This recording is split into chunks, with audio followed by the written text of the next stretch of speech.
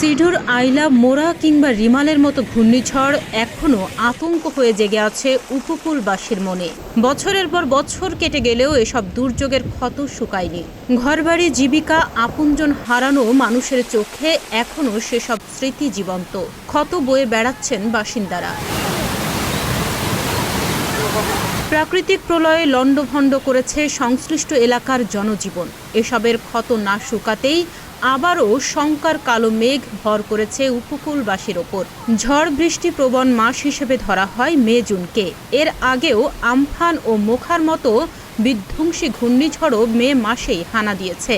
তবে চলতি মে মাসে বঙ্গোপসাগরে সৃষ্ট নিম্নচাপের প্রভাবে ভারী বৃষ্টিপাত হলেও ঘূর্ণিঝড় সৃষ্টির আশঙ্কা নেই। এমনকি ঈদুল আজহার সময়েও এমনটা আশঙ্কা করছে না আবহাওয়া অধিদপ্তর।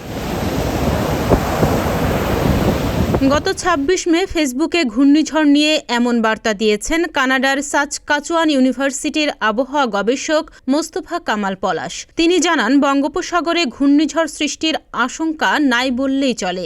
যেহেতু বর্ষার মৌসুমি বায়ু এরই মধ্যে উত্তর বঙ্গোপসাগরে পৌঁছে গেছে। ২৬ মে ইউরোপিয়ান ইউনিয়ন ও আমেরিকার আবহাওয়ার পূর্বাভাসে মডেল থেকে পাওয়া সর্বশেষ পূর্বাভাস অনুযায়ী আগামী ২৭ কিংবা ২৮ মে উত্তর পশ্চিম বঙ্গোপসাগরে ভারতের উড়িষ্যা ও পশ্চিম রাজ্যের উপকূলে একটি লঘুচাপ বা নিম্নচাপ সৃষ্টির প্রবল আশঙ্কা রয়েছে।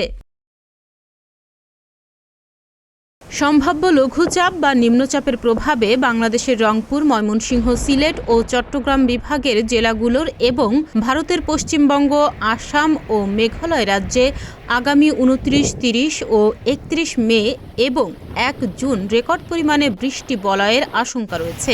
এই ৬ দিনে বাংলাদেশের ও ভারতের আসাম ও মেঘালয় রাজ্যের ওপর ৫০০ থেকে ৭০০ মিলিমিটারের বেশি বৃষ্টিপাত হতে পারে।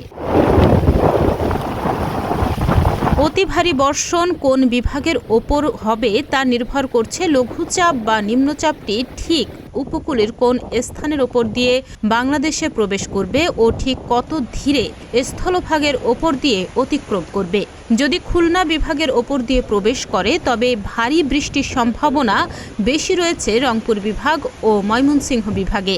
যদি বরিশাল ও চট্টগ্রাম বিভাগের ওপর দিয়ে প্রবেশ করে তবে ভারী বৃষ্টি হবে চট্টগ্রাম বিভাগ ও সিলেট বিভাগে।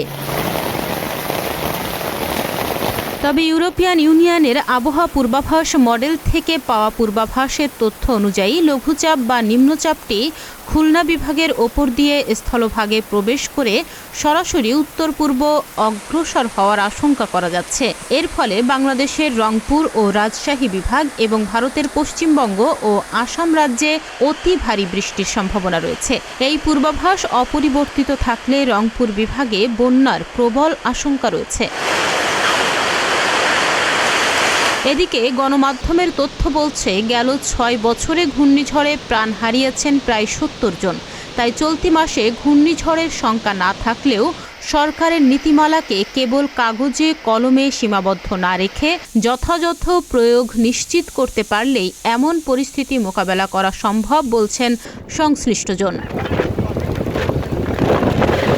তাহনিয়া ইয়াসমিন, প্রতিদিনের বাংলাদেশ।